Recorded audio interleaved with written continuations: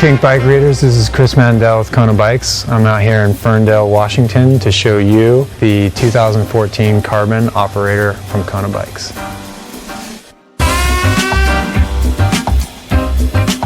Of course the question about carbon is going to come up. Why did you make this bike out of carbon? We can make a stronger, lighter bike. It involves a lot more cost on our end in terms of engineering time and preparation, but it pays off for the consumer at the end of the day with a bike that is going to enable them because it's lighter, because it's stronger, because it's stiffer. It's that simple. We've taken a bit of a different tact with this bike where we really did start off with a blank sheet of paper and look at all options that were on the table in terms of suspension platforms. In the end, circled back to this design because it does provide the best balance of durability, getting us the leverage rate curve we want to have, getting us the kind of bike that we want to ride, something that's maneuverable and playful, but also has the monster truck ability of a downhill bike. We're trying to find a balance of all of the different factors that come together to make a bike that rides well. Weight wasn't a paramount goal. I think we were primarily concerned with making a stiff, durable package. We could have used smaller bearings on this frame and that would have saved a lot of weight. But we stuck with really quite oversized bearings for this frame because that makes them more resistant to pressure washers. That makes them more resistant to side loads. In terms of intended use for the bike, there really isn't that much of a distinction in our minds between what Aggie is going to need at Rampage and what Conor Fearon is going to need at the World Cup level. Both of those, the bike works in those situations because really at the end of the day, you can talk about what freeride is and you can talk about what downhill is. As far as the bike is concerned, it's going to excel in both realms. We took a lot of steps with this bike in terms of the design of the chainstays, adding of a second pinch bolt to the dropout. So now it's a rear axle that you preload and then use a pinch bolt on the drive side and the non-drive side to stiffen the back end up so there's no twisting of the axle in the frame. You're using a carbon bridged rocker, so it's two pieces of aluminum with a carbon bridge that runs in between them, and then just really large diameter axles and pivot hardware. And that did a lot to stiffen up the bike at 3 times the rear triangle stiffness of the previous bike, which was not particularly flexy. For us at Kona, one of the things that we've really found a lot of success with is enabling the privateer. The 2011 Operator, the base level bike, has been enjoyed around the world by a large number of privateers. Our goal with this bike is to continue that tradition. We want someone to be able to buy the base level version of this bike, race it for a full season without needing to replace all of the parts on the bikes. There will be a frame only, and that'll come with the DHX RC4. What's up? I'm Jack Russell. I'm the industrial designer at Kona Bikes. With the Carbon Operator, my job with this bike was to develop it from the beginning all the way through testing and production. We started this new Carbon Operator project maybe 14 months ago, and we had our first test meal prototypes at the beginning of last summer. A big reason to make aluminum test meals is because we can make a lot of tweaks without having to make new carbon tooling, and we did make a lot of changes in our aluminum test meals when we got to the final carbon bike, so that way we knew our carbon bike was totally dialed and we didn't have to spend a lot of money on redoing carbon tooling. So when we were designing this bike, the geometry was one aspect of many aspects. When looking at this new bike, we really wanted to balance all these different things in the bike. The geometry we wanted to balance, the suspension performance we wanted to balance, the stiffness, the weight, all those things. We want to find the best compromise between those things, not just go for this geometry or this suspension, ignore those other aspects. To make this bike ride how we want it to ride, we want to do shorter chainstays and a lower bottom bracket. But these things don't just happen in a vacuum. The bottom bracket height relates to the leverage ratio and where the bike sits segged into the travel. The chainstay length relates to physically how the rear end is built and where you can fit the tire. So all these things work together. With this in mind, we think we've built really awesome geometry with 420 millimeter chainstays and a bottom bracket drop that's only +3. We use a tapered head tube on this bike with no aluminum insert. The surface area you get out of a tapered head tube negates the need for aluminum insert, and it just creates a stiffer, lighter frame without any bonding that's unnecessary. It's a little bit of a joke, kind of inside joke, that we ended up with a walking beam suspension like we've always had. We really started this project looking at all suspension options. We spent a long time looking at a lot of kinematic stuff.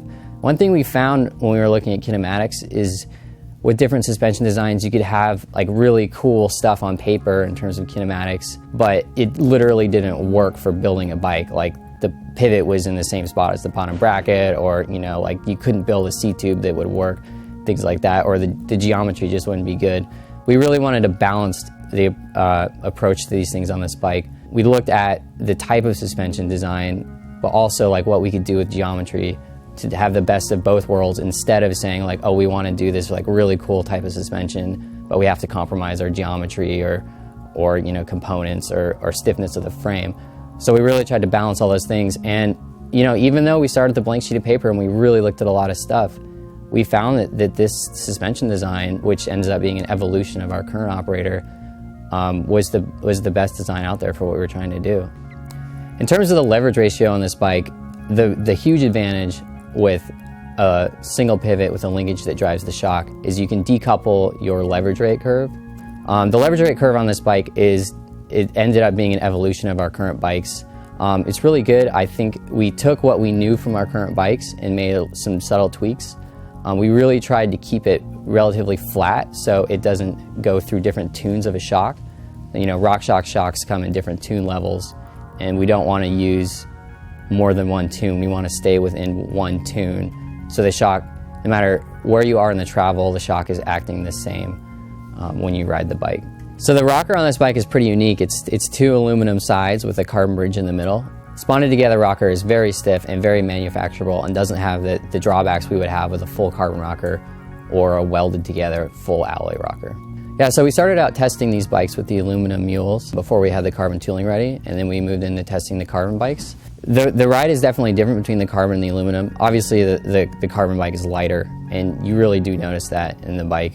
But I feel like the energy you put into the bike is much more directly put into the tires on the carbon bike, and there isn't this high frequency kind of feeling to the bike. I mean, the nice thing about carbon layups is you can kind of do like an infinitely butted profile. With aluminum tube butting, there's things that you'd want to do that it's kind of hard to do physically, and hydroforming tooling gets pretty complicated. But with carbon, you can do whatever you want, and you don't have to build new tooling for the layup, which is really nice. The tooling's always the same, so you can really play around with doing the layup. So when we were designing the layup schedule for this bike, our main priority was to make the bike as stiff as possible. We weren't trying to put any ride compliance into the bike. To us, we think that the ride compliance of the bike should be tuned in the shock, not the chassis. And durability is obviously hugely important for downhill bikes, so that's what we were considering when designing the layup for this bike. So for durability, this bike uses round tubes, and there's quite a bit of material in the bottom of the down tube. We still thought it was important to have a down tube protector for sharp rocks and things like that. We have developed a down tube protector for this bike. It uses two materials, an outer harder material and an inside softer material to distribute the load of an impact. It'll be attached with adhesive and bolted on as well. I've been running this bike without a down tube protector and taken some hits on it for sure, and it's definitely held up. The oversized pivots on this bike are good for a number of things. The larger balls in the bearings take a lot longer to get worn out by contamination when you're washing off your bike, and they add a lot of stiffness to the frame itself. Yeah, these are just regular industrial bearings, a very standard size, so you can order bearings to your bike shop or even just any industrial place you can buy bearings. You can replace all the bearings on this bike. Also, in addition to the bearings being common sizes, we really put a lot of work into making it really easy for people to get the bearings in and out of the frame. You don't need special tools or anything like that. It should be quite easy to do a full bearing rebuild. I think you could do it in the parking lot. So this bike has a 12x157 rear end. The funny story behind that is I always thought that we should use a 12x157 when we started this bike because it is going to become the main standard. The funny story is when we built this bike, Chris Mandel didn't want to really do a 157. Well, the first time we got a flat though with the 157, it was so easy to change the wheel, it just became like, oh, why wouldn't we do this? Especially now that pretty much everyone is building new end caps for the hubs.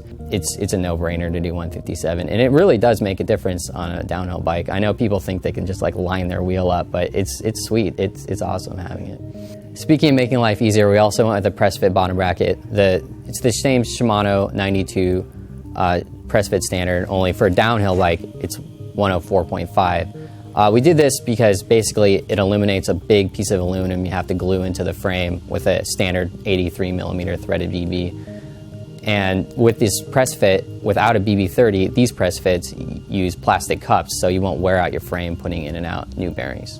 So the bottom bracket on this bike is full carbon. The ISCG tabs are full carbon with aluminum inserts for the threads. And the pivots have aluminum inserts. The really nice thing about the aluminum inserts on the pivots is when you're taking your bearings out, you don't have to worry about gouging the aluminum and putting a big scratch in it.